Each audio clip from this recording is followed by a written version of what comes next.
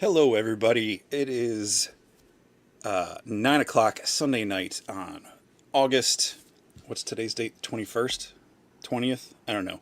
It's whatever today is. And my name's Jesse Arnold. This is Just Shelve It, and you are watching Shooting the Shelf with a very special guest tonight.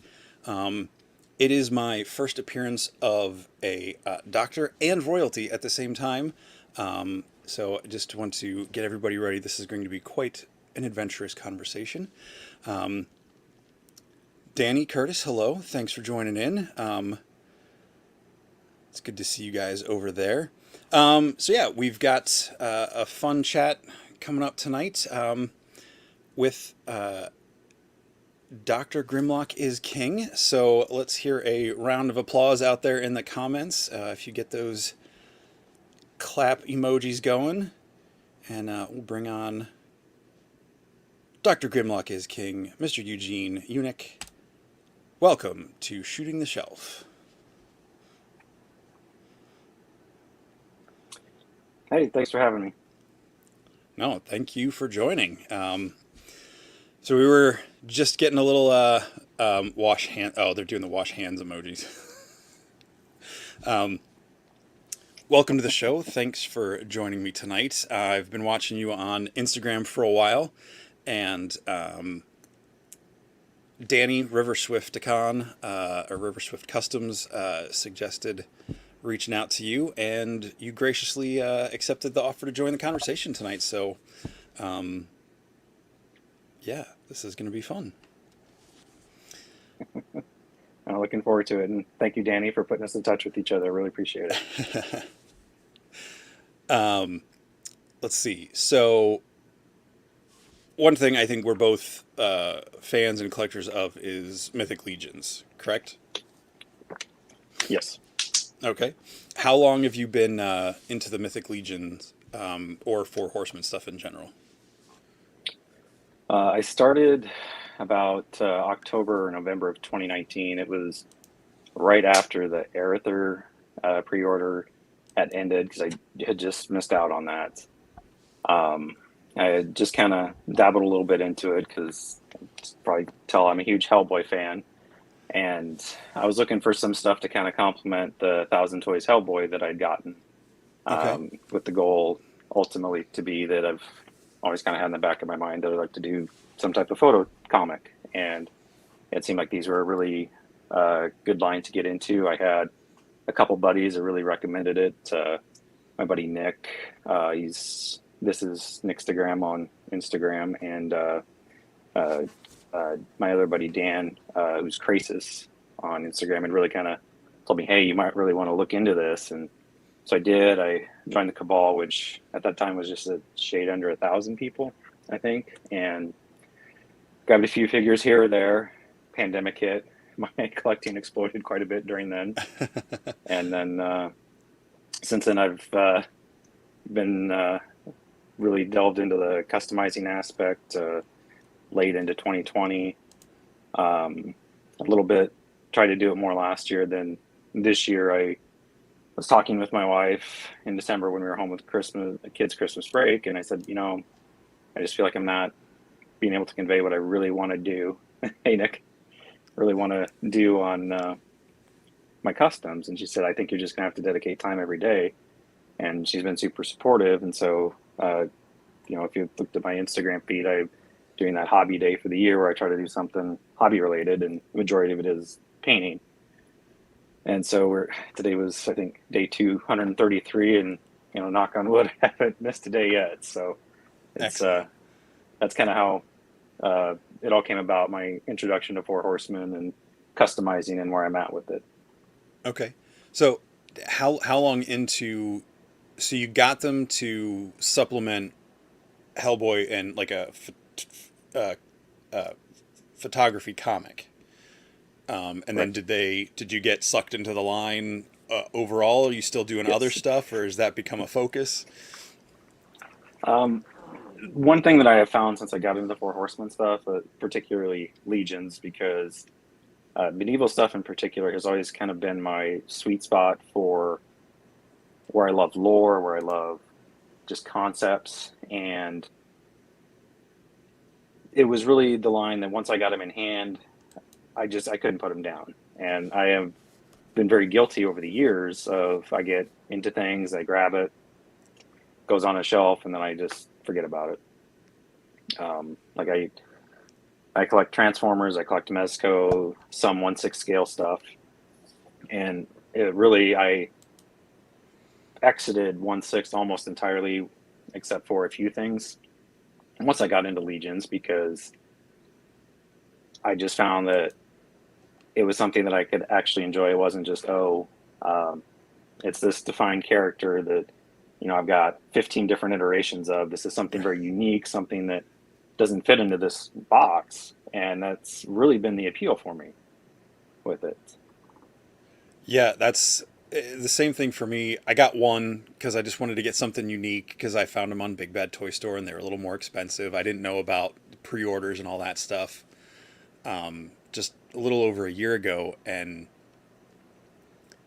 I didn't even realize the pop and swap of it with just having the one in hand. I got Thistlethorn. I just thought he was just a really cool, unique, different critter, and I was like, all right, that'll be a cool little unique. I'll have a shelf of like unique stuff, because I had a plunderling as well. I think that I'd gotten recently around the same time as him, and and then I started getting more and more, and then I was like, oh man, I haven't had figures or toys like this, like you were saying, that felt like outside of the box, that just wasn't just this character or that character since I was a kid, because there's so much room for imagination with these things.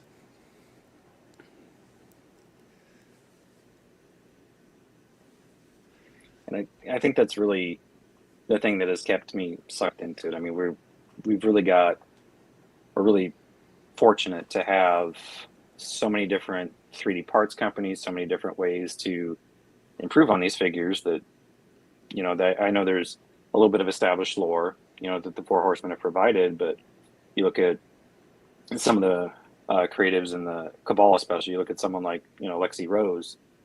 She has this huge, wonderful comic that she has been doing for years, and it just keeps expanding. She builds on the lore, and it's phenomenal. That's the type of stuff that I really love seeing. And there's just so many other people that the Motu tributes. Maybe that's the thing they're into. See someone like,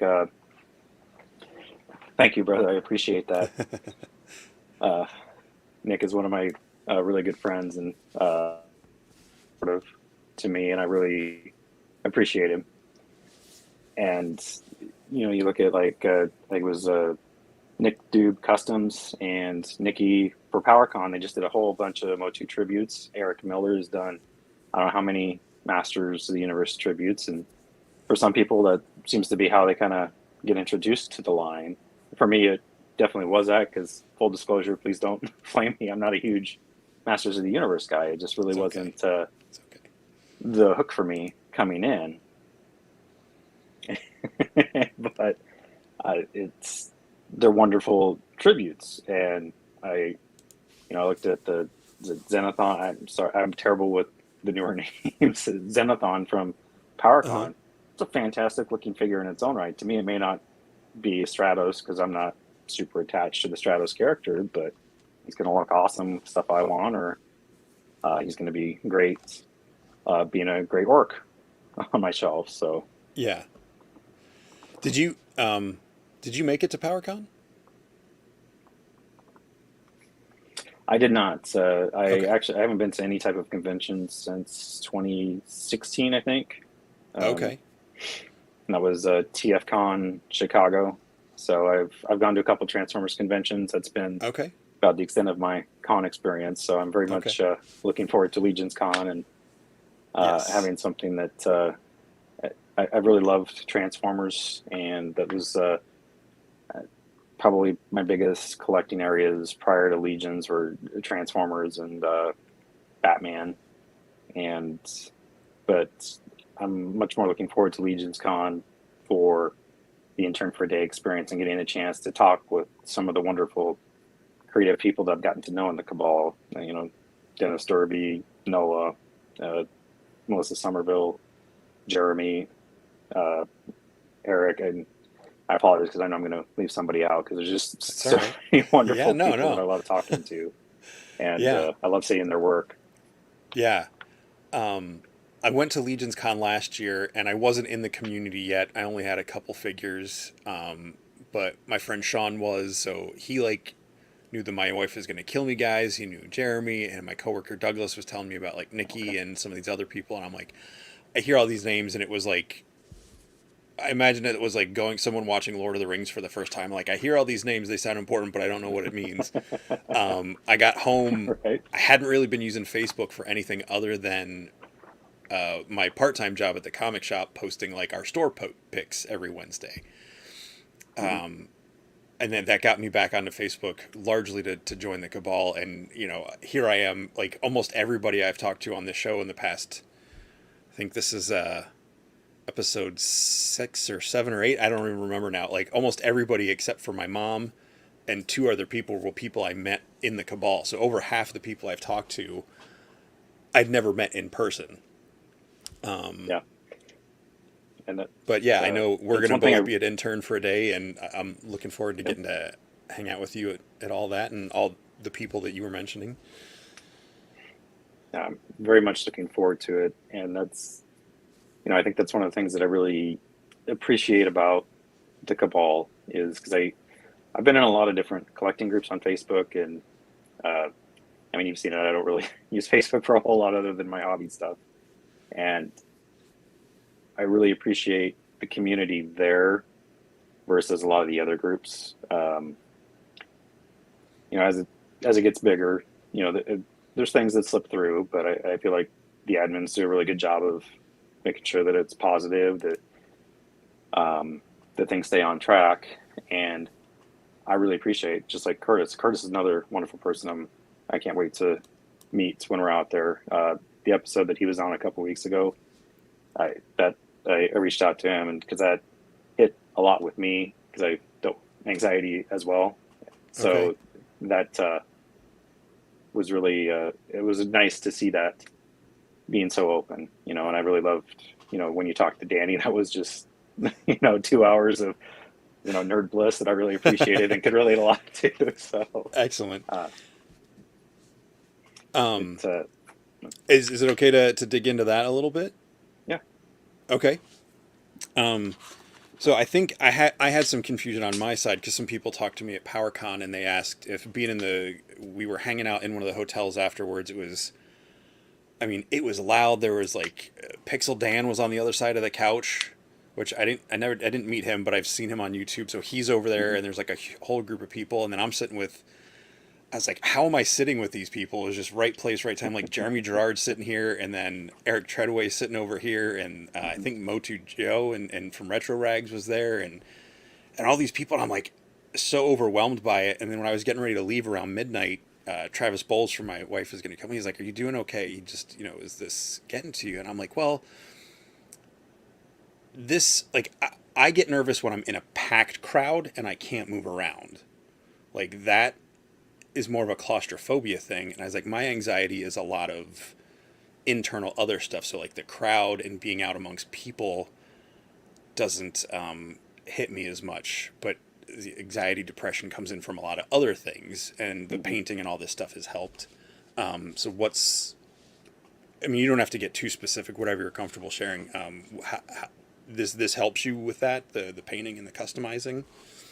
Tremendously. I found that, especially uh, as many were with COVID the last couple of years, being stuck at home and not having a lot of social interaction. I'm not a real social person by nature, as the my career I telework a couple of days a week. That's generally been what I've done, and but I found that being home with no interaction was not a good thing for my mental health.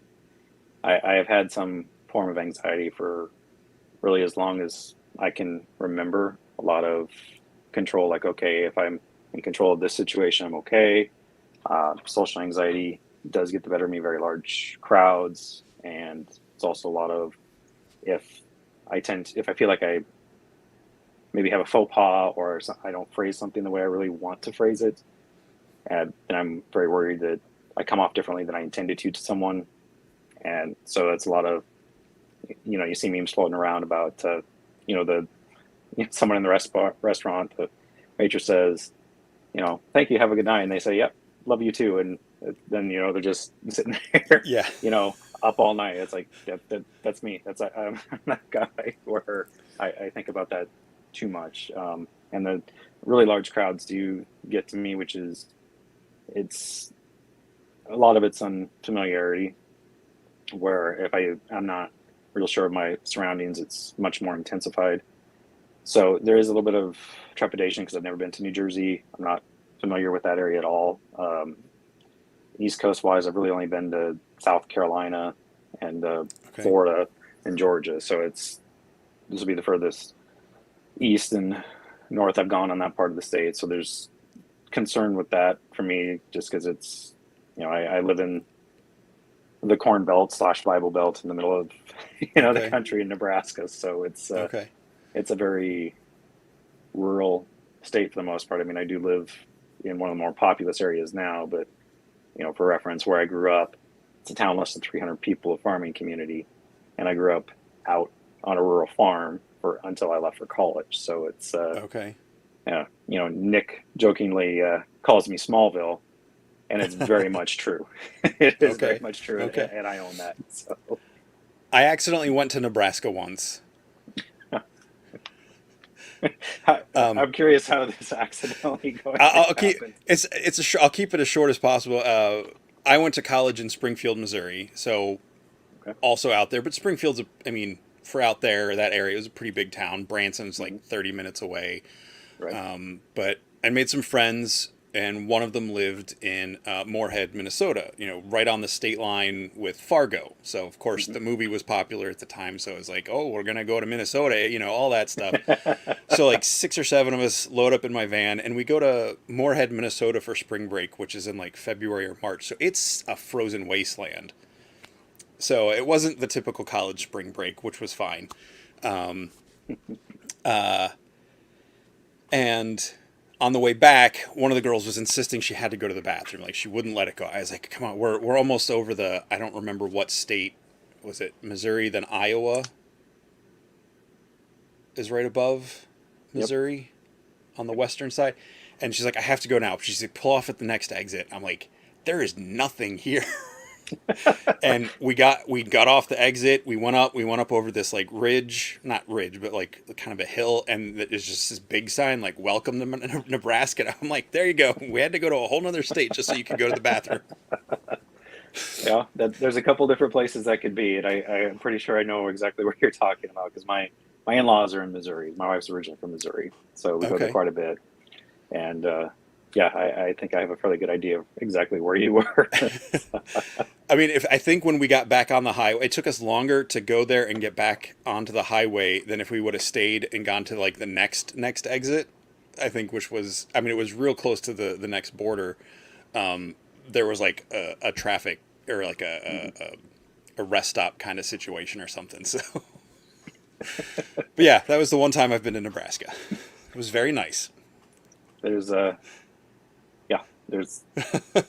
not a very popular destination spot. We'll leave it at that. That's probably the best way to put it. I don't think too many people go, oh, I'm going to choose to vacation in Nebraska unless they're, from here. So,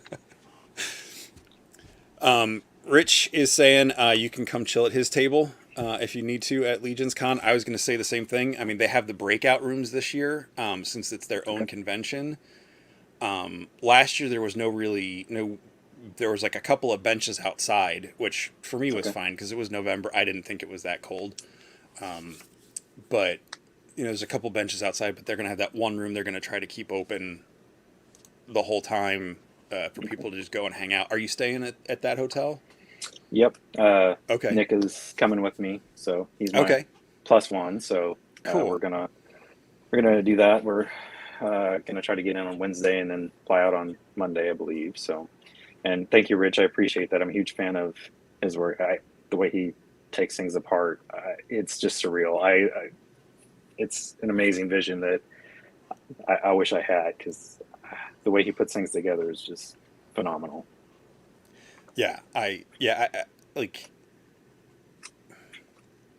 I see stuff that just totally inspires me, and it just sets me Mm-hmm. going. I'm like, all right, my thing's never going to be on par with that, but I can do my version of that. And as I'm like, all right, that's good enough. Like if I'm happy with it and other people like it, cool.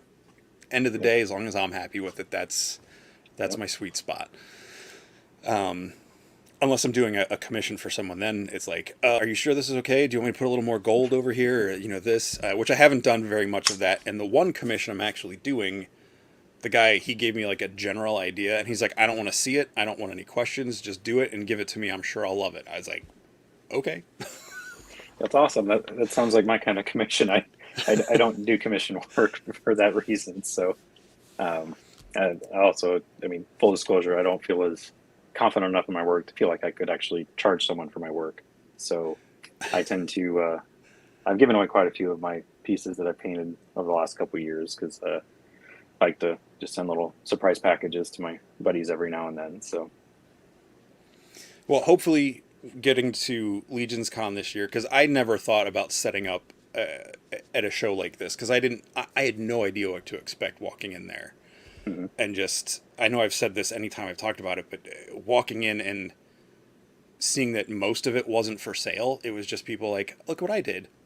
I was Mhm. like, this is crazy and That's really awesome. So like, maybe that'll help you, because your stuff is really good. So maybe that'll help you feel confident about it in your stuff, which I think you should. But thank you. I appreciate that. I'm that's definitely my own worst critic, which I think that's oh yeah, probably true for most people. And uh, it was really hard last year because, with COVID and trying to just be conscientious at that time because our daughter had gotten COVID like the month before. It was just like, I had kind of toyed with the idea and I was like, nope, it's just not worth it.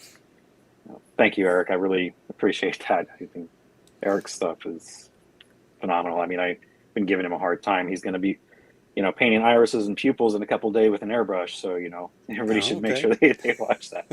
yeah, He's not going to be doing that, but I'm going to give him a hard time about it. So, um, it was really inspiring to see that. And that's part of what launched me down this journey to this particular year was seeing just all the amazing work that everybody done. It's the vision, the different techniques, the different way in which everybody views this line is inspiring. I mean, I think back to Danny's a couple weeks ago, the Hongo or Mongo, that troll, that is just like one of the coolest things I've oh ever yeah, seen.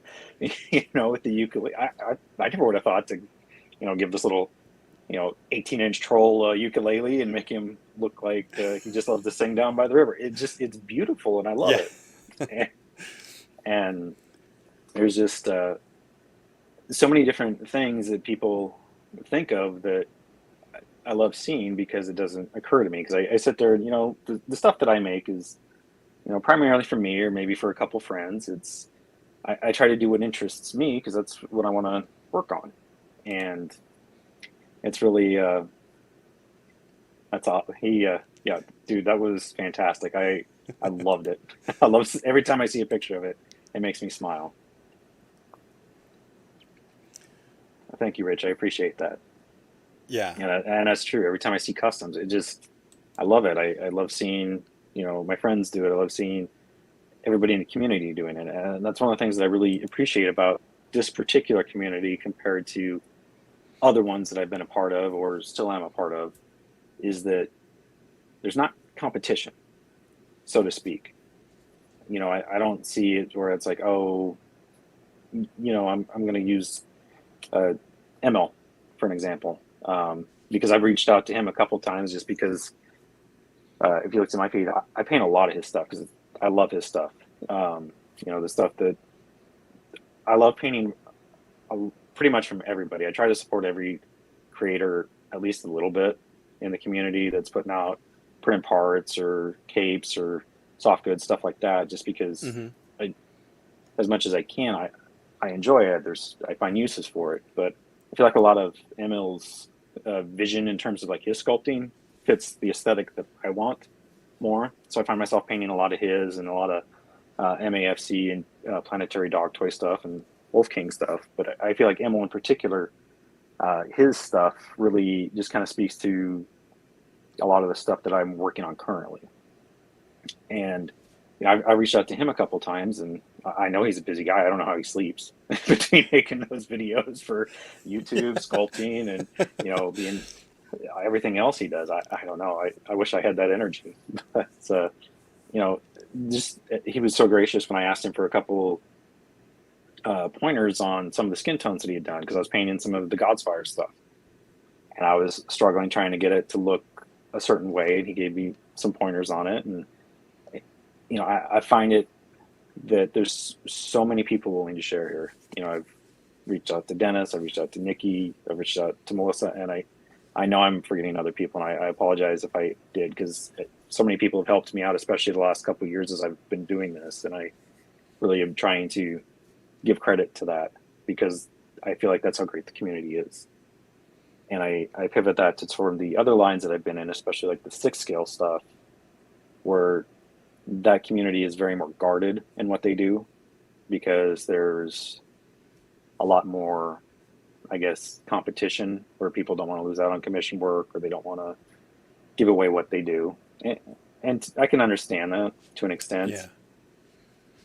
Yeah. But it feels very different here, where the community that they've tried to foster, and I think they've done a very good job of fostering, is one that, okay, everybody's here, we want everybody to enjoy this, and let's try and do that as best we can. You don't see a lot of the usual, I guess, nitpicky infighting that you might in other collectors groups, which I really appreciate.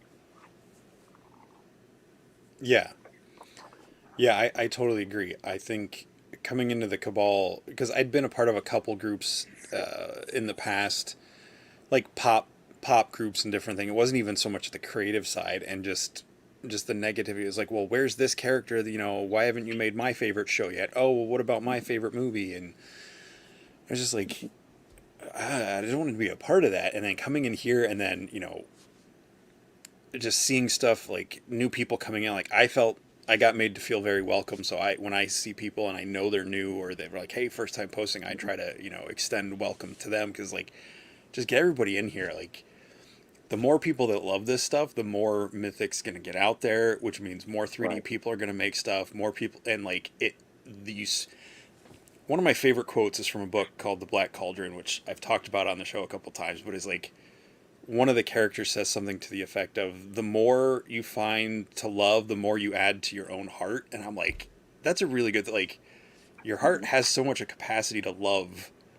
It's almost like in the old video games where, like, if you kept getting hearts, like your health bar would get bigger. Yep. I kind of feel like that's totally applicable to life. Like, if you get out what you put into it, and if you put the positivity into the group, it just comes back to you. And I got a couple quick comments here I want to read. Okay. I don't know if I put this one up here. Rich said, everyone that customs has great respect for, never sell yourself short. Art is the greatest thing in the world, and every time I see a custom, he gets motivated. Daniel Douglas, Gene, you're a constant inspiration to me. Watching your skills evolve over the past few years has been such a joy. Thank you, Dan. I really appreciate that. And buddy. Rich, yeah, there's no competition. I have a few other customers I share ideas and bounce ideas back and forth. We're all in this together. Yeah, like, yeah. I gotta say this. Yes, a real Horned King, like from the books. I keep trying to tell people the way he's described in the book is this like bare-chested barbarian. Everybody loves the barbarian. It'd be really easy to do him. He's got like blood up to his elbows, and he's got this skull mask with deer antlers coming out of it. And I gotta find someone who because it's generic enough that there's not been an IP made of this character that you could trade. It could just be a generic skull mask on a character's head, and I just think that would be such a wicked looking figure. That almost sounds like something like that. Is it the Wendigo head that Legion Shop has?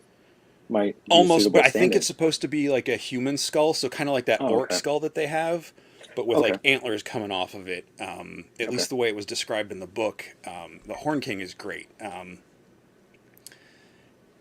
yeah. Let's see. The, thank you. Yeah, the inner Care Bear is coming out. Thank you. Yes. It was my mistake for mentioning those during my Legions Lair episode when I was doing my Fuzz Monks. But you know what? That's fine. There's worse things. But yeah, yeah, the community's great, and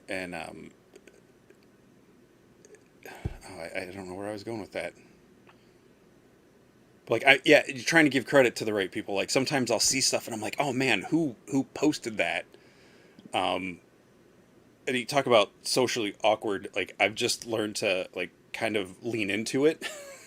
So I was at LegionsCon last year, and I'm drawing a blank on his name, but the gentleman who runs Creative Beast does the dinosaurs, and Okay. Yep. he was there at the table, and we were able to order. I got one in through my comic shop, so I thought, okay, this is like a big company. Yeah.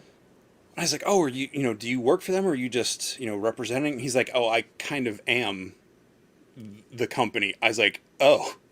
I was like, I just felt so embarrassed. I was like, I didn't even know who he was, you know. Oh, Um, to be fair, but you're yeah, not I'll the only see one that made someone that post. mistake.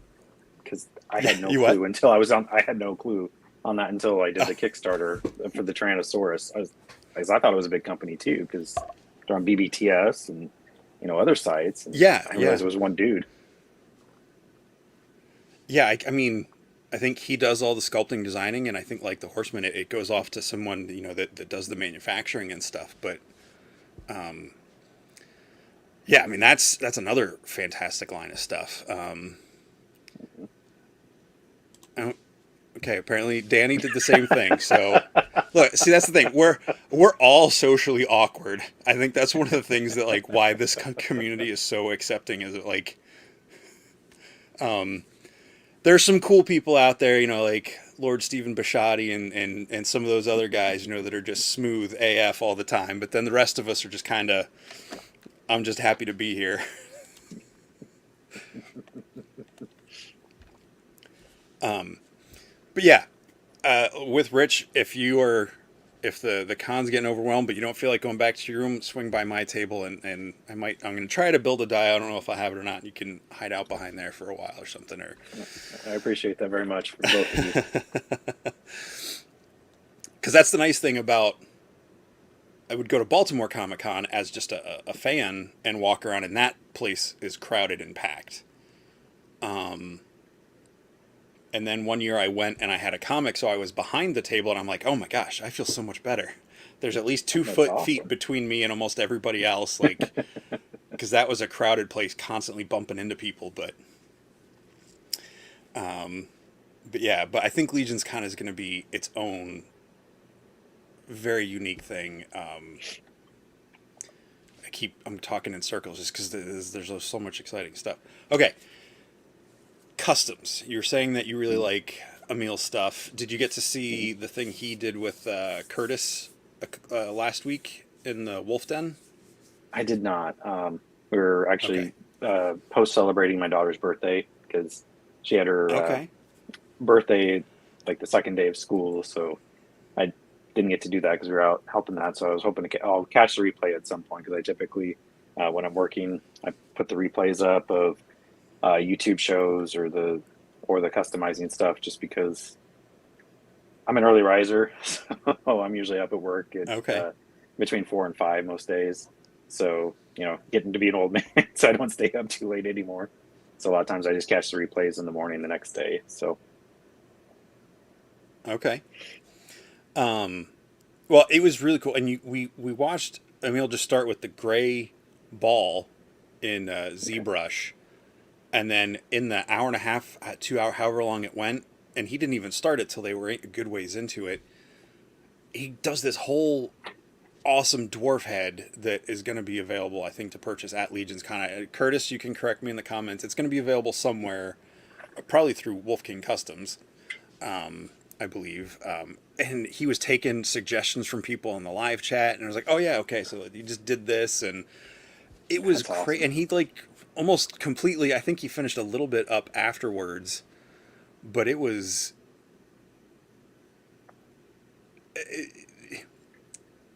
like I've seen people do like live, like tutorials, like Jeremy or Steven or some other people have done. Even Curtis, I've seen them do live stuff where they're painting on screen. But like, and then I'm not diminishing by any means anything that they're Hmm. doing, but like, because sculpting is such a thing beyond my ability to comprehend doing that in 3D on a computer. I It feel just you there blew my mind 100%. how amazing that process was, and to see it like come to life. It was like watching a behind the scenes on a Jurassic Park or something, but like in real time on the screen, and it was Yep. amazing. So yeah, Was if you it, get to watch it, it was LegionsCon 2020 because that was the year they did the virtual con through it's like Eventbrite, I think. Um, I hope this is the right name, and I apologize if it's not. I think it was Mike Uziel has done like Goblin heads, and he did the adapter for like the Sentinel Miles Morales. I'm trying to okay, remember yeah, what his company is, and I'm sure that somebody in the comics can correct me on that because I know he's in the Cabal, but he did like a live ZBrush there that year on a Goblin, and it just same thing. It's like this is the most foreign concept to me, and it's awesome to watch, but I can't wrap my head around it because I'm like, I give me a ball to try try to turn into something on my computer. It's like, nope, that's not in my wheelhouse. Sorry, but yeah, I'm really glad there's people that can do it because they make amazing stuff. Okay, yeah, figure fix. Thank you, Eric. yep. And Nick, a couple guys came in with that. So yeah, um, yeah. Curtis said he had no idea he was going to complete it on live stream with suggestions. So yeah, and I think when we do intern, Wow. we're going to get to see Eric do that, or at least to an extent, from what I've heard. So yeah, I'm yeah. excited to Sculpt see like in my that. mind, I can think how sculpting works and be like, oh yeah, I'd want that to come out here. But I'm like, I started messing with some like cheap thing on my iPad. I did like 2 lines. I'm like, nope, all right, nope. I'm gonna stick to painting for now. I feel you there. I've sculpted one thing, and all the customs I've done the last couple of years. And the only thing I did was I just added, how on a lion's tail it has a little poof at the end. That's all I did. I just took one of the Balam tails and I sculpted a little lion thing on there for my Okay, Asmodeus custom. And I'm like, okay, this is going to take a lot to learn, and I'm nice. just focusing on the brush for now. So we'll stick with that. So you were talking about Emil stuff and the things he does is one of the things that you're really drawn to. I mean, you mentioned a lot of other great products too, but what is it in like his aesthetic, the style that you look for? What is it that you like making with those that is like kind of your sweet spot? Well, I'm actually I got something right here that Yeah. I've only shown a couple people, and it's not quite done. But so we talked about how like Hellboy is my sweet spot, like comic wise, and that's really kind of what drew me into the line, right? So, and maybe it's part of the byproduct of really growing up in you know Bible Belt adjacent, kind of like you and Danny had talked about. You have that real religious upbringing, and seeing kind of that iconography that's associated with it. You have the different factions. You have the different, with this God's fire, kind of that yin and yang, the good and the evil. But as you get older, you realize there's a lot of gray. There's ulterior motives that people may have had for presenting something one way or the other, and that's one thing that I really appreciate about Emil and Steve's lore with those characters too. Is I feel like that's captured in the essence and is captured in their sculpting. So this is the oops, and of course I dropped pieces because I didn't have them in there correctly. That's all right. But so this is one of his sculpts that I haven't shown, along with the Corrupt Errands and a Planetary Dog Toys Oh torso. wow. And one of the concepts that I've been working on, and I've kind of shown that through some other different pieces I've done so far, is because I believe this one's called the Believer. Curtis, correct me if I'm wrong, please, because I'm sure Curtis knows. And but I really like the concept that they've done with it. I mean, they're very vibrant. There's a lot of emotion that I feel in these particular sculpts. I've painted almost all of the God's Fire sculpts in one way, shape, or form so far. And, you know, part of the lore with this particular character was, you know, they found him with the witch, and they found him, you know, where he was emaciated. And to me, it's like, okay, that kind of speaks that maybe he really wasn't who everybody thinks he is now, because especially the way he helps in the judge. And that's the kind of stuff that appeals to me too, is, you know, you go through history, the Dark Ages, the Renaissance, just some of the lore around the legends in our world, where, you know, there's some truth built into those myths at times, and vice versa. Sometimes there's not. But that's the stuff that appeals to me, is that where you can really kind of see the influence of people who believe in the force of their own beliefs on there. And I feel like he really captures that, because I had done this head as well to go with it, to give him a helmeted look. And, you know, that's something where, you know, you look at it and you're like, okay, that's evil, or, you know, they're really into this particular demonology type belief almost. Or maybe it's just they want to intimidate an opponent. And I like the versatility that those bring, because it can be a lot of different things. I think he painted a Wolverine custom with that head, which, you know, looked amazing. So I just and a lot of the different parts from all the different creators really have that versatility. But there's just something about that particular line that really, or that particular subset, that I think speaks to a lot of, you know, the questions that I had as a very inquisitive youth who, my small town pastor, probably I'm still not his favorite student, because I questioned everything. So, but that's part of, I think that's a big draw for me, is it's more in line with, you know, the type of stuff that I like to read, you know, especially with Hellboy and those type of comics, and also just the type of history that I like to read. So I like to read on myths and legends and all sorts of different beliefs around the world, because it's something I find very intriguing, is to see how, you know, the commonalities, and also, you know, how did this particular region come to this, or, you know, you have a lot of different myths that are repeated throughout the world, just slightly varied. So that's the type of stuff that really interests me, and I feel like those hit a real good sweet spot for me on that. Awesome. That's really cool. Like, I hear Curtis talk about the lore on them a lot, and I keep forgetting to look up the history and the story on the God's Fire stuff, because it always sounds really interesting, but I'm always listening when I'm at work or something else, and I can't get into it, and then I'm like a dog in the backyard that sees a squirrel or the ball. Like, I'll see the next thing, and I'm like, oh, I'm over there, and I totally forget about it, and I'll in my head, I'm thinking, I'm like, all right, I'll look those up tomorrow, and I'll probably forget. But I feel you there. I'm guilty of that many times over. So. Well, speaking of Hellboy, I'm going to bring up some slides of some stuff that you've done. So if you want to talk us through this. Okay.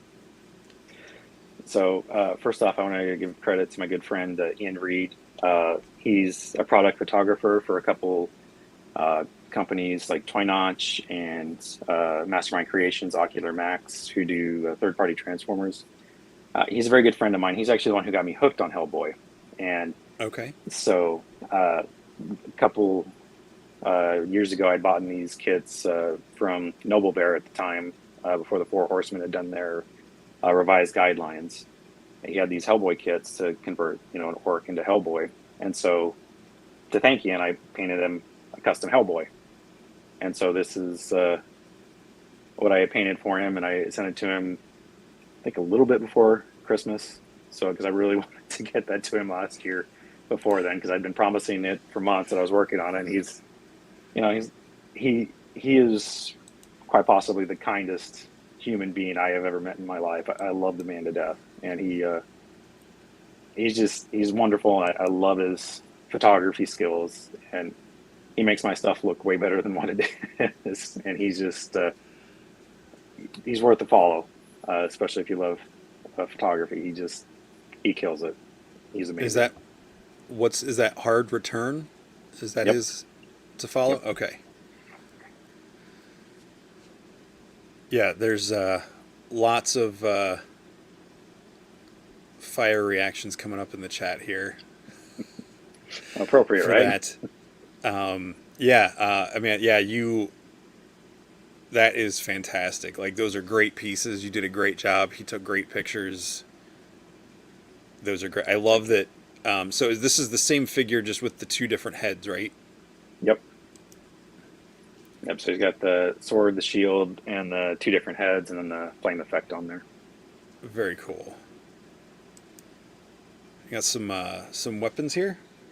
Yep. And this is another good friend of mine, Mr. Mezcat. He does a lot of stuff for Legion Shop, and he has his own stuff. I love his stuff because he does so much of it in the transparent resin, which I really like because it gives me a chance to experiment with the airbrush, especially with inks in particular, where the gradients come across really well. Thank you, Danny. I appreciate that. And the energy sabers on the right, because I'm not a huge sci-fi guy, but I love those swords. And he had sent me some pieces because he was new to the Cabal, and Mr. Dan Briggs, Cubicle Collector, big fan of that guy too. He said, "Hey, my buddy really needs help with some parts." It's like, "Oh, okay." Well, I had a figure, so I sent it to him, and he had sent me some parts to paint, and so I had made energy sabers for all three of us on there, and hat tip to Mr. Miller on that because he was the one that turned me on to using inks on the translucent pieces to really get that nice bright effect on the edge of the blades. Okay. Very cool. I think I just got one of his pieces from the Legion shop a while ago. It was like the red translucent trident for the spear. I forget what it was called. It had a really cool name. It's too far out of reach, or I'd grab it. If I reached it now, I'm gonna knock so much stuff over. They're. I've only ever painted on translucent stuff with Elmer's glue and food coloring.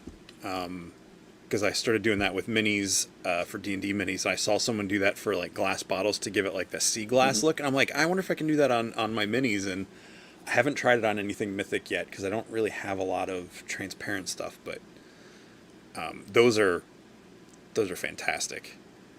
Thank you. One thing that I've also used them for, I was looking to see if I had the bottle near me, and I don't think I do. Or wait, no, I do. Is and I think Eric had posted something earlier today, that Galeron he did, which was just phenomenal. Like this, they do have like these gold and metallic ones, and so a lot of times on weapons, what I'll do is I'll brush this into the crevices and then just dry brush over the rest so that it's got this really rich, like regal look on there. Okay. So that it's a nice way where it gives a real nice metallic, rich look to it without being dulled down or having to really try to fine tip it in there. Okay. All right. So this kind of pig head, that's from Planetary, right? Yep. So the one on the left there, Mr. Pighead, is a Grugok homage from Hellboy. At some point, I need to take his arms off and give him the flesh colored ones. I bought an extra Varg just to do that, and then I've got different gauntlets from PDT as well for that. And so that's actually one of my favorite ones I've done. That was one of the first ones I did where I was like, okay, I'm really happy with how it turned out. So that's one of my favorite pieces that I've done. And then the one on the right, I don't do LBCs very often. I should more, but this one was actually an homage for my little brother, Jeffrey. Jeff. Okay. And as I was just sitting there, because the Templars are my favorite. The Templars and the Skeletons are my favorite factions in the line. And so, spoiler alert, I'm really looking forward to the reveals that we're going to get to see at Oh Intern for a yeah, day. yeah. And so I got in some of my Lithia order in, and I thought, well, what if Sir Godfrey had a brother who was a Dark Templar? And so I just kind of thrown that together, and the only paint I added was to the cross symbol on the helmet, but I Okay. really loved how it turned out Yeah, with the new parts on there. that looks great. I mean, that looks like a factory figure. And that's what I was hoping for, and I really like the way that one turned out. So yeah, if they were to produce something like that, that would be wonderful. Yeah, because I was going to say, Thank you, wait, Dan. what helmet did that come from? And then as soon as I thought that, you said Thank you, Nick. that you painted the red on it. Because I know there's the silver helmet with the red, I think, Mm-hmm. or is it the gold? That's Magnus, right? It's Magnus. Yeah, it's the gold one that Yeah. has the red on it. All right, what do we got here? Okay. I love this Optimus Prime. The way you worked his energy axe into his hand. It's just, it's so cool. Thank you. That one was definitely a labor of love. That was one I was so excited about. I don't know how many times I was texting Dan and Nick pictures looking for feedback, and it's that's probably one of my favorite pieces, if not my favorite piece that I've done. I've got a couple more in mind, a Megatron and some Dinobots, because I mean, of course, I've got to have a Grimlock at some point, right? And so Yes. that one, I think the only third-party part that I used on that one was the helmet from Wolf King, and that's one of Emil's. I think it's the Angel helmet. Okay. That yeah, thank you, Nick. And that sigil that's on the shield, actually, my wife is a huge crafty person with Cricut. She makes amazing stuff, and Okay. so she had cut me some stencils. I had taken measurements, so she cut me some stencils, and then I just airbrushed it on there. So I've done that for a few things, and she makes me some decals from time to time too. So hopefully Okay. by the end of the year, I'll have a few more homage pieces done there. Excellent. And I look then forward to seeing them. thank you. And And one. is that Templar on the right there? Mhm. So that one that has the soft goods from Harker Customs for the Sir Gerard, and then that's a Noble Bear custom piece. I tried to make a Weeping Templar on there. You can kind of see the blood effects towards the Oh eyes, yeah. Yeah, yeah, yeah. and so that one was a pretty simple one. It was really just adding the cape and then that custom head from Noble Bear, and Okay. yeah, Very cool. Getting a lot of love for the axe. thank you. I How did you come up with the Templar Goblin? I know you said So Templars are your favorites, but that's just fantastic.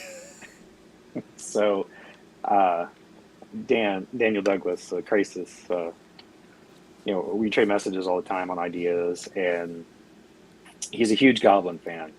And we're just sitting there talking about one day because Templars are really kind of my thing in Legions and Goblins. I just said I should make a Templar Goblin, or I can't remember if he said it or I said.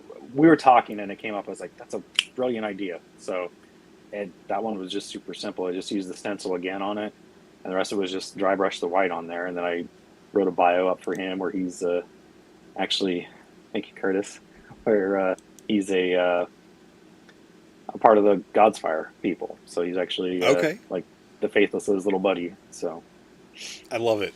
That's great. Welcome back, Cullen. thanks, Colin. Oh yeah, Dan is another huge Goblin fan. Whenever Dan Tobin and I message, we're usually throwing around, was it hashtag Let the Goblins Rise? And I was like, what do you call a group of goblins? Like a group of crows is, a murder, this. There. I looked it up and I learned it was malignity. I was like, Really? that's such a. So, yeah, I think that's. I did not know that. Yeah, I mean, at least that's what the internet said. So, they're never wrong. But yeah, I love that. And these, all right, these Black Knights with the Yeah. So heads there. those are both planetary dog toy heads. Thanks, Nick. Okay. And let the goblins rise. So those, I really like the Black Knight builder. And before I got my reinforcement order, and I was just trying to mess around to find a paint match, and then um, in my mind, the Black Knights are kind of like the Arether's guard type of situation, or Gorgo's guard. So that's what I was going for. Uh-huh. There is, maybe they're alive, maybe they're not, and it just I really liked those heads on there, so thought they worked pretty well. Those look. Yeah, I love that all black kind of monochrome look to the Black Knights, especially when you mix in different looks. I think I've got I have two Black Knights, and one of them has the Vetus head. I painted that Oh, okay, in that nice, black, so he's got the gladiator helmet, Mercurian helmet. very nice. But yeah, those are great. So did you have to do a paint mix or for that black, or did you find an out of the bottle one that works good for you? I actually found an out of the bottle one, and I'm gonna grab it real quick because it took me a lot of experimenting to find it. Um, let's see. Okay, yeah, it was a mission. It's called Mission Models Pearl Deep Black, and I found this at like Hobbytown, USA, and I just airbrushed it on there, and it seems to be a really close match. Don't. That's one that I didn't look into Cabal for a match because I thought that was going to be close, and it works really well for it. So that's what I use for the Black Knight match. Nice. I use was it the Folk Art Enamels Licorice gloss finish? It's just black. Okay. I just took a shot. I was like, see how this works, and it's not an exact match, but like unless you're really getting up close and examining it, Mm-hmm. I don't think it's different enough that yeah, very Well, cool. those Yeah. glosses, those glosses are tough to figure out. Oh, there we go. Yeah, he's got such a great. Now, is that the one on the left? Is that visor? Is that the one that flips up, or is that a fixed one? Nope, that's a fixed one. It's I Okay. think it's like the Prince Damascus kit or something like that. Oh yeah, that's I right. think. So Because I got one from them, my last order from them a while ago that came with an extra, because they always throw in extra stuff. So mhm. it was kind of the one that looked like the helmeted, almost like Man at Arms Duncan helmet that you can Oh, put the okay. different face masks on. Yep. And it came with like a skull mask that's very similar to that the visor that flips. So I got Yep. some plans for that down the road. I can I think I've got get that some one more right paints. behind me in gold at the moment. Nice. So All right, let's see what's next here. Let's talk about this guy.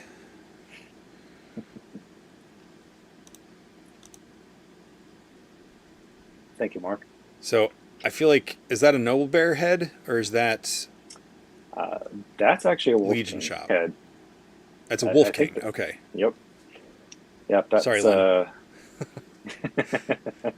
so that's I think it's the Bear Warrior one. But yeah, that one I just took a Barbarian builder, and then I grabbed a few of those McFarlane King Shazam figures when they went super deep on discount for like $3 or $5, and I just cut the cape off and put it on there, and so that one was a pretty simple custom on there because I looked at that head for a while and I just really couldn't think of a use for it, and then I saw that cape and I went okay, and I put that head in my next order and painted that one up Nice. pretty quick. All right, and the shield is That's Planetary Dog Toys, okay. and that was one. I like to use color shifting paints a lot on shields, especially, and armor, just to give it a different feel. And that's what this one is. It's like an icy blue that kind of changes depending on the angle. So that was one that I experimented with there, and I was really happy with how that one turned out. So thank you, Nick. Yeah. So that's when I will. I agree, Colin. They're fantastic. That's one that will probably go on an Icy Warrior. I haven't figured out exactly what I'm going to make on that yet. When I get some of the Webster tribute figures. I can't remember the actual name for it. I'm sure I'll slap a couple of those on, turn them into Icy Warriors, because that blue color just screams that to me. So Nice. Eric, have a good night. Thanks for joining in. night, Eric. Thanks for coming on. Let's see. This guy is great. Thank you. This one, I guess, was an unintentional Hawkman tribute. So I was just messing around one day, and I was like, this guy just looks like he's some vain jerk. So I had some wings that from wing packs I bought in a while ago, and I think that's a Von Burke and Emil head on there. Okay. So I just kind of threw that there, and he became part of my Magnus Guard line. So Okay. Very cool. Yeah, I love that cocky pose with like the flexing and the way it's. I definitely get Hawkman, but I'm also thinking of I'm blanking on the characters' names from Flash Gordon. The I'm not sure on that one. I was Brian Blessed, I think, played the guy in the movie, but like that whole group, yeah, Thanagarian, that's Hawkman, right? Yeah. Yeah, these are great. And man, those eyes are fantastic. Yeah, that helmet. Yeah, this was another one of the Magnus Guards, another planetary dog toy head. And yeah, when I started doing the hobby thing this year, it's like I had a few things where I just was terrified to death to start working on. Human skin tones being a big one of them, and realistic eyes being another one. And that last one and this one are two that I was actually really happy with both on. So that was the first point where I was kind of like, okay, I can breathe. Maybe it's a little, I think I can do that now. So Yeah, I have not brought myself to try like human eyes yet. I don't know I don't think my hand's steady enough, and I don't have any brushes that are fine enough to get those, like the black outline and the pupil and the reflection and stuff. Those are beautiful. I say I use micron pens a lot for the pupil and the iris, just Okay. because it's smaller, finer point. I think Danny and I have talked about that before, because it's a lot easier. I think I saw that on someone's YouTube channel, because I was searching how do you make eyes, because I'm horrible with it. And then Nikki, I had reached out to her because I love the way she does eyes, and she was gracious enough to give me some constructive criticism on it. So I really Awesome. appreciated that from her. Thank you, Mark. Yeah, yeah. Thanks, Nick. That full disclosure, that's all Melissa Somerville sharing her recipe with me. So I see. That's the thing. I've heard people mention the micron pens, and I think I even have a few. And it's one of those things that, unless it's in that moment, I always forget that that's an option. see, Because when I I think of have pens and customizing, I think of those like high gloss ads I always see on Instagram for like the mirror markers, and everybody's like, "Don't use those on figures because as soon as you touch it, it kills the finish." mhm. So I'm like, "All right, can't use pens," and it's like, "There's so many other types of pens." Well, the only reason I keep remembering them is because I literally just keep a box of them right next to me so that I can work with them. Yeah, I need to get mine out and just leave them on my table here with all my other stuff because, yeah, this So guy this one, is horrifyingly grotesquely beautiful. thank you. I really like the scaphoid skeleton, just because it feels just so gross and evil, and I love it. So, and I was sitting around one day trying to figure out what to do, because I do the Von Box Pro, or the Von Box subscription with the unpainted heads, and thank you, Alexander. And so I put this one together, and it's got a piece from quite a few different of the third-party guys. Like the head is Von Burke, torso's Wolf King, and then the feet are from MAFC. And so this is one where I was just like, you know what? I've never really done a real gross, dirty guy. I'm just gonna wing it and see what happens. And I was really Nice. happy with the eyes are probably the thing that I like the most on this one. I was trying to do a dead eye on it, and I felt like I finally had one that kind of fit what I was looking for. Yeah, that the whole kind of like dead, glazed over, foggy eye look. Yeah, you nailed it there. Thank you. These guys, I remember seeing you post these a couple weeks ago. Right, I think it was a couple weeks ago. I think it's beginning of July or somewhere around there. Yeah, I I've been guess a working month on ago them. now. I've been working on them off and on for a while, so I tend to go through kicks where I start working on a concept, and then I really want to make sure that I feel like I've got a good handle on it, and then I move on to the next one. Is what I've found this year. So, I did yeah, a Vorgus myself a couple months ago, and I absolutely had a blast doing that figure. So when I saw you were doing like multiple people, like the blood armors and spreading, I was like, oh, that's so fun. I've really enjoyed that. I got a couple more in the works, but full disclosure, I got a little burned out on them, so I'll probably kick those down until later this year. So I want to wait for some more new parts to come in to Okay, finish having that spread. So, but what I really very liked about cool. these was, again, I got to use a lot of different parts from a lot of different people. Like this one's got the one on the right has got pauldrons from uh, Dragon Forge Designs, Vincent Garma. I think Okay, that's the yeah, right name for his stuff. And then Sword from Detour Customs, and Steph is he's just phenomenal. I love that guy. He that is such a creates cool guy. such unique weapons. I met him at ToyCon New Jersey the day before LegionsCon, and he was really nice, really friendly. But like I said, I wasn't even in the Cabal or anything yet. And then I bumped into him, I think at ZoloCon, and he remembered my name, and he was like, I was like, how do you like? You were there with a table, like you're like a guy, you're like one of the dudes in here, and I'm Right? like, I was just yeah, he's so nice, he's such an awesome guy, and Uh, yeah, he makes awesome parts. he's fantastic. I haven't had the chance to meet him yet. We just chat through Instagram, and he's phenomenal. He's he's all of that and more in person. You're gonna have a Oh, that's blast awesome! meeting I can't all of wait these to. people. And now, this is just some of your collection, or did you do any customizing on these? Nope, this is just some of my collection. Okay. Heath Ledger, The Dark Knight's my favorite comic book movie. That's my favorite version of the Joker, and I've exited mostly from six scale, but this particular grouping has most of the custom heads that I had commissioned at that time.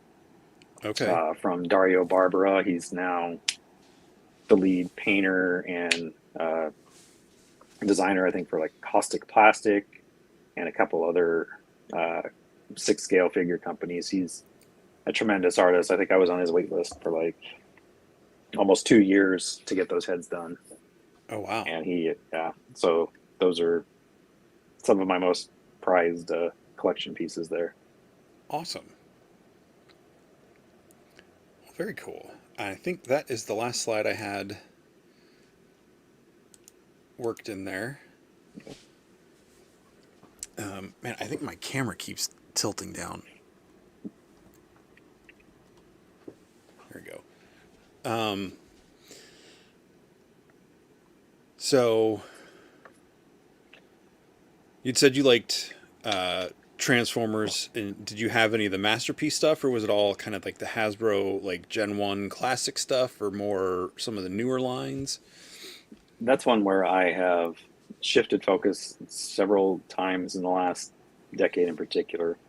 Um, at one point, I was strictly Masterpiece, and with the third party companies there, that really exploded. So you could have so many different iterations of the characters, and then especially the last couple of years, I have found myself similarly, like I have with 1/6, moving away from that, and I'm downsizing a good chunk of that, except for my favorites.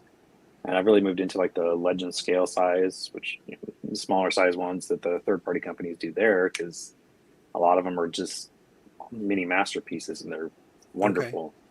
So that's like New Age and Magic Square and Iron Factory. I've gotten quite a bit of pieces from them, and that's where I see my collection headed there, Cool. mostly, along with some mainline sprinkled in, like the Arc and a couple of the other unique type pieces that I feel can either work with my Legend scale collection, or I just really like the iteration of the character, like the Cybertronian jets. So Okay. Cool. You said you're not big into sci-fi, if I remember correctly, right? right, there's a few things that I like, but it's not. I mean, the medieval type lore stuff is more my sweet spot. I do watch some Star Wars. I watch Star Wars. Mandalorian's far and away my favorite property with it, and I do collect some Black Series and TVC there.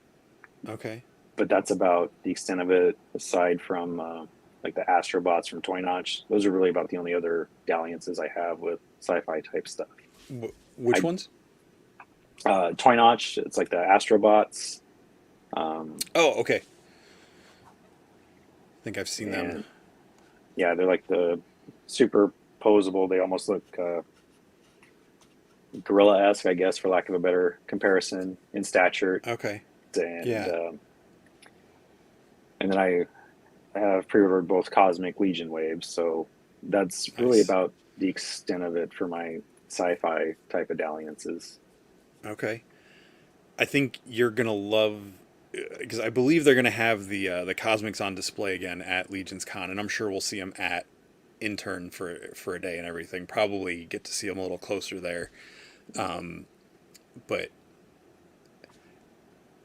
it's not that they don't look great in the photographs, but like seeing them in person, even though they were in that gray, they were that uniform, like just that the details on them, especially the Sphexians, the bug guys, like those. I didn't pre-order both those waves, but they're definitely ones I want to pick up because in my mind I can't.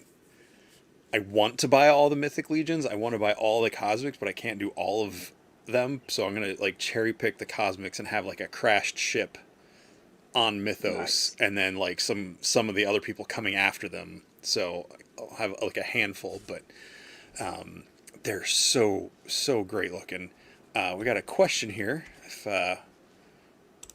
from Danny because he and I talked books. So let's see if you're into Mhm. fantasy books. Do you have a favorite series? Um, well, I just started the Last Kingdom books recently. As far as there weren't a whole lot of fantasy type book series that I read growing up or anything like that. I read a lot of John Grisham, a lot of Michael Crichton. Um, Timeline, not a great movie, but a wonderful book. It's probably still one of Yes. my favorites, along with the Sphere and the Andromeda Strain and the first Jurassic Park. Um, I read the Game of Thrones, which I really enjoyed, and then I started on the Witcher series as well. So that's kind of where most of mine have been on there. I find myself doing audiobooks a lot more as I get older because I review a ton of paperwork every day, so I'm reading a Okay. lot Sure. during the day. So it's helps me to kind of disconnect a little bit, but still go on there. So yeah, any suggestions you have, Danny, feel free to throw them to me in a message because I'm always looking for new ones. He's saying Cornwell. I'm not sure if that's a Bernard series or a Cornwell, writer. Okay. when yeah he wrote the Last Kingdom books Okay. because he found out that he was actually a descendant from Uhtred the Bold in England. Oh. So Okay. that was kind of the premise for that. The Uhtred in the books and in the show is not his ancestor, but based on his ancestor scenario. But it was I think my first introduction to Cornwell was the Winter King. I had actually done a undergrad. I had to do a thesis project on him for a history class, and I love the Arthurian legends in that particular time. And so that the Winter King was his take on that because he's one of the more prominent historians with Arthurian and the England in general. Okay. So that's yeah, I'm a big fan of him. Okay. So speaking of Arthur, I know this movie is contentious to a lot or divisive to a lot of people. I absolutely loved it, but I'm not the type of person that gets upset if people don't like what I like.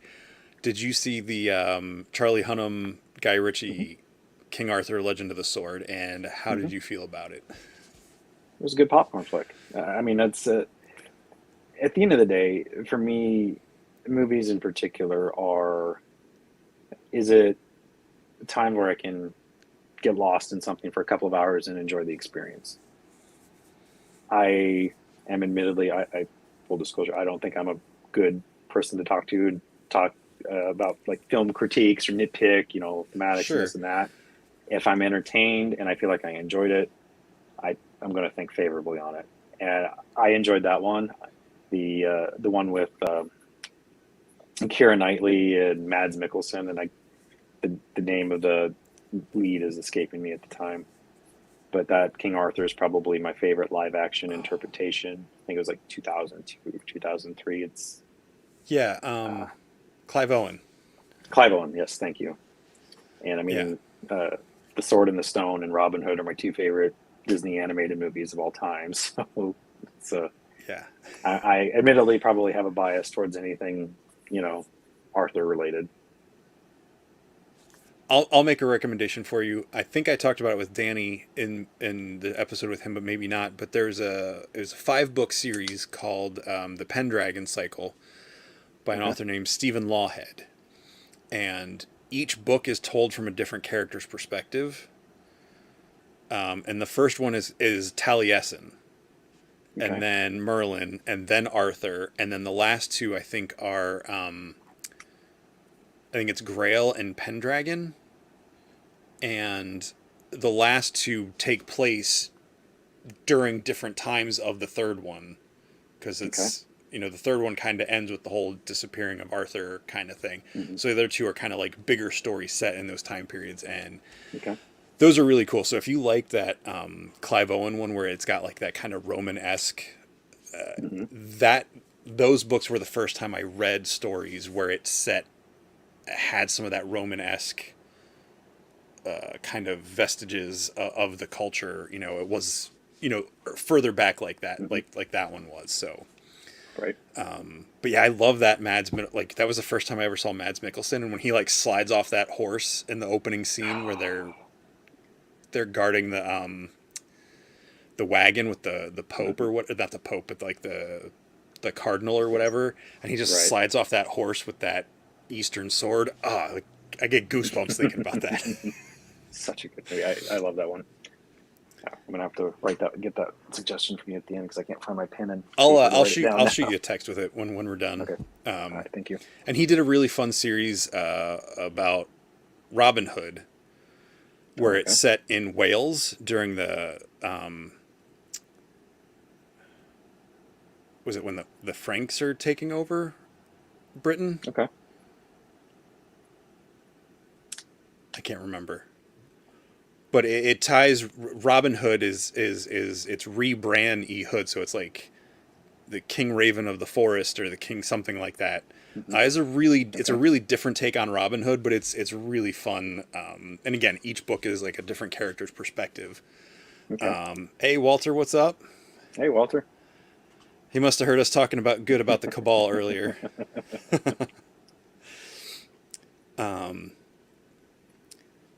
But yeah, I love that Guy Ritchie movie. Like, it's definitely a huge departure from your typical Arthurian legend, but I loved the different take of him coming up like on the streets. Like, it was a very Guy Ritchie movie, but I liked that kind of side hustle gig that he had to him.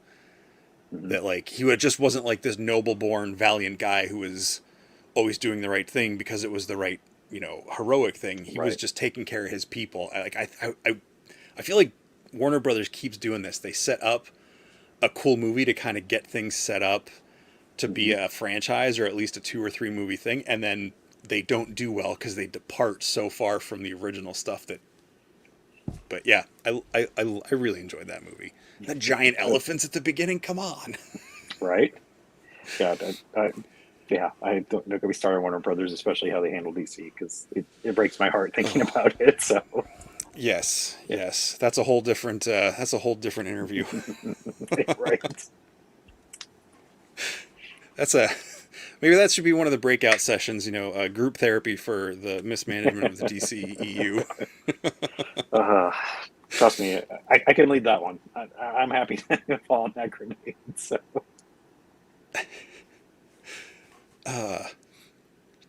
All right. So other than LegionsCon and Intern for the Day, what are some other things you're looking forward to this year? No. I think those are kind of the big. That's really about the only like big things I've got planned out for the rest of the year. At some point, I'm hoping that we'll be able to take our kids to. We'll probably try to take them down to Kansas City to Great Wolf Lodge because they both like to swim and they both love water parks. Yeah. I love water parks, so hoping we can get them down there at some point this year. Then getting to meet my newest nephew. Haven't really had a chance to with COVID and work schedules, so I'm really looking forward to that. So hopefully I'll be here in the next couple of weeks. Finally get to slip down and do that. And then very cool. Yeah, I'm looking forward to Intern for a Day. Colin, I'm going to crash at your place, okay? About Colin's any down in Kansas shows City. or movies or anything like that that has your attention this year? Well, I'm cautiously looking forward to House of the Dragon, so I'll catch that tomorrow. And then oh yeah. I'm trying to think because there's kind of in this weird lull for stuff that I've really been super looking forward to. It's like I know there's movies and stuff that are on the horizon, but with COVID, it's really changed how I view media. And I think that's true for a lot of people. I don't do movie theater. I used to do movie theaters at least twice a month before. I would usually just take off a Friday morning from work and I go and I catch a early morning matinee by myself, with like all the Marvel stuff, the DC stuff. And since it's not really the case anymore, I've gotten really bad at being disconnected with what's coming out on that. I'm looking forward to catching the new Thor movie at some point here when it comes on Disney Plus. I think the third season of Mandalorian is supposed to come out in December. I think I might be wrong on that. Which one? The Mandalorian's new season, is that supposed to come out this year or is that next year? I'm not sure. They haven't done an official trailer that I've seen like that they've released publicly anyway. Okay. Guys are mentioning Sandman, which I've seen the first 2 episodes. I think that's really good on Netflix. That's on my to watch list. I'm looking forward to getting into that. I love Neil Gaiman stuff, so just kind of waiting to see if my wife wants to watch that with me or not. So we're looking for a time when we can actually sit down and watch those together because we try to watch a lot of shows together. Sure. Because she's a huge into nerd culture as well. She's a big Harry Potter fan. That's definitely her big wheelhouse for stuff like that. Last Kingdom movie. I don't think that comes out till next year, but I'm really looking forward to that. Okay. I've not watched the Last Kingdom show. That is the show, right? Is that the same story? Yep. So is the movie like a continuation of that, or it's like another, like a different version? It's the conclusion of that series. So instead of doing a 6th season, they're doing a movie to close it out. So that's probably my most anticipated thing at the moment. Okay. Yes, Nick, thank you. Rings of Power. I can't believe I forgot about that. That's okay. It's one of those ones that's so big it's easy to miss. I think I'm more hopeful. I generally am more hopeful going into stuff than I probably should be because I get disappointed a lot. Not so much with expectations, but like, oh no, they're gonna do it right. But we'll see. Because I don't want to live that like. Did you see the last Spider-Man movie? Yes. No. Okay. So I don't want to be like MJ, where she's always like, always plan to be disappointed that way, or expect disappointment that way you're never disappointed or whatever. So, yeah, I'm hoping that's because I think they did a pretty decent job with Wheel of Time, despite all the changes they made. I thought they hit a lot of things really good with that I wasn't expecting them to. So. I haven't had a chance to watch that yet. That's another one that's on my list because, 2 kids and the activities in school and, differing schedules for me and my spouse with work. It's not as much time as I'd like to get caught up on stuff all the time. So we really try to, Sure. when we can, watch stuff together. So, but yeah, I'm not sure when Invincible season 2 is supposed to come out, but that's something I'm really looking forward to. I love that series. It's so good. Did you ever get to read the comic, or did you just Oh the yeah. show? No, I Okay, watched the show first, and then I tracked down all the graphic novels and read those. So I'm nice. really looking forward to those. And then I think Sweet If you Tooth. I haven't think read that it, got oh yeah, I haven't. I keep forgetting to check that out. Um, Walter, new Mythic Legions. Gene showed off a custom that he's working on. You're gonna have to watch it on the replay unless he wants to dig it out again. it's right here. So it's just shoulders are falling off again because I didn't have enough blue tack in there. But Yeah, Invincible was great, and that's what Planetary and Wolf King. Wolf King. Yep. Okay. And then another Wolf King Oh, head on there. I've got this one going on. The color's not really going to show up. It's kind of got that color shift.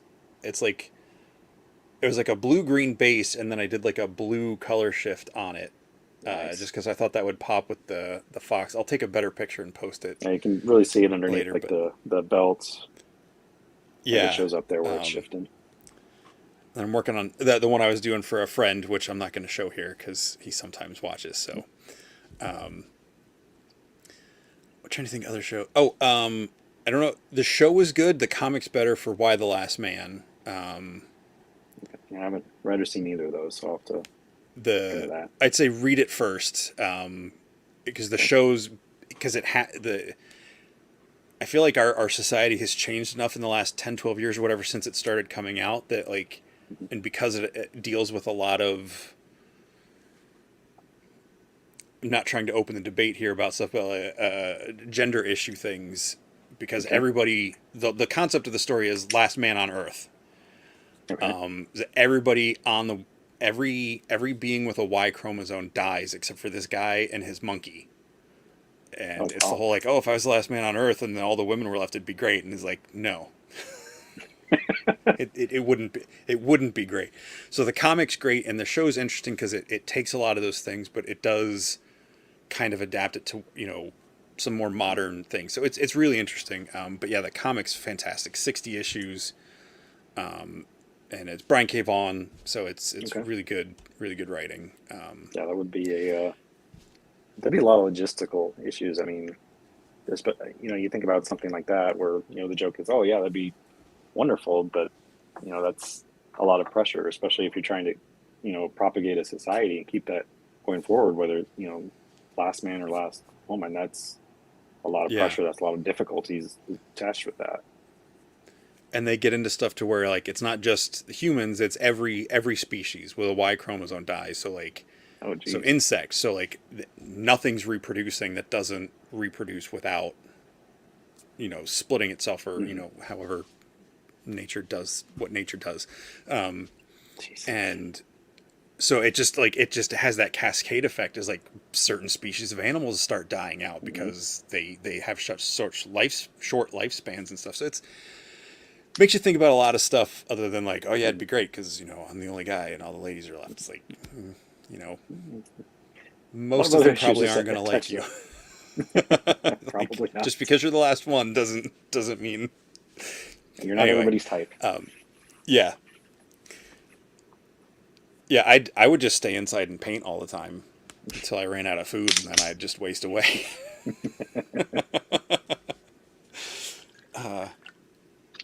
Go to New Jersey and raid the Four Horsemen warehouse, all the stuff that didn't get shipped out.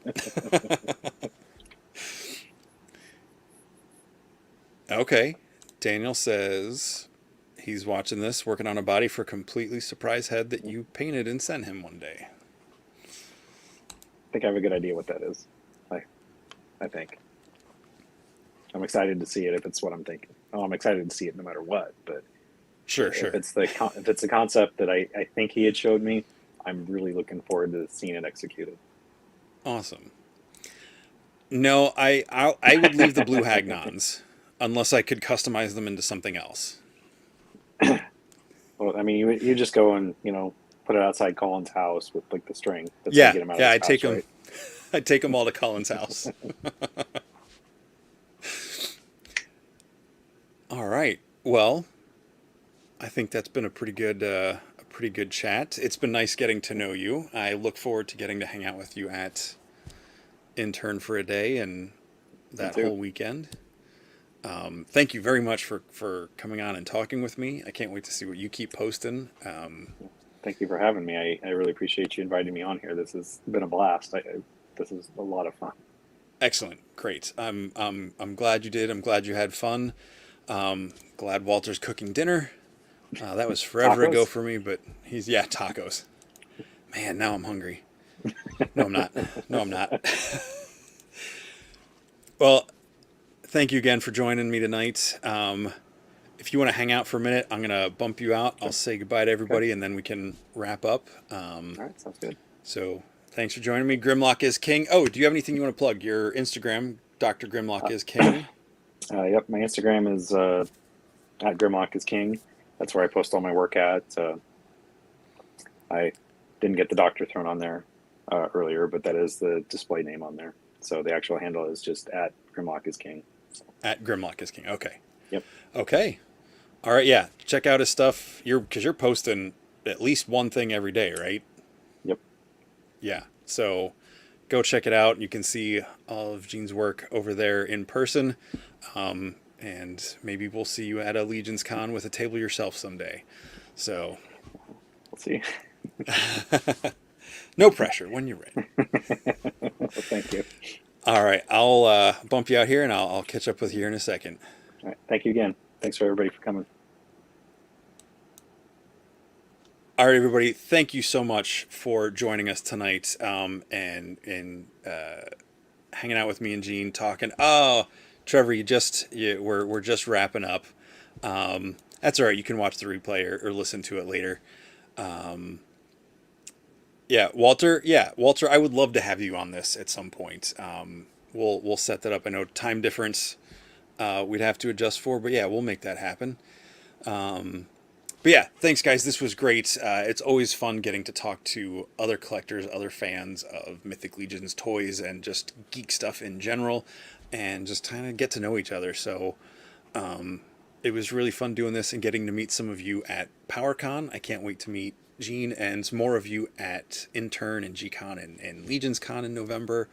And any of you that make it to RetroCon in September, I'm hoping to be there as well. So yeah, so thanks for coming on. I love the comments. I love interacting with you guys, and this has been a lot of fun. Douglas, thanks for encouraging everybody to hit the like button. I'm not that kind of guy with my YouTube channel. I just like the interaction, whether it's two guys or 50 people in here chatting. It's all good to me. So thanks for that. I'll see you guys next time. And as always, what's on your shelf?